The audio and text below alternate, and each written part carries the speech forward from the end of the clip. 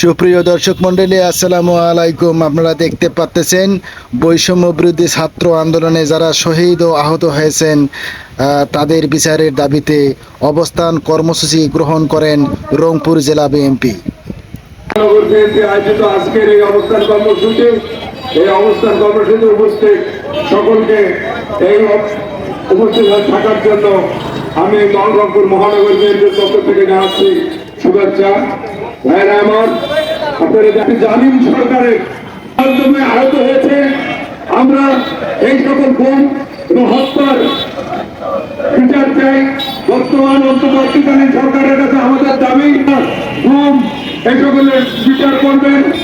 আপনারা দেখতে পাচ্ছেন বিশাল বড় একটা মিছিল আসতেছে, যুবদলের মিছিল। শামসুজ্জামান সাবি ভাইকে আহ্বান করছি।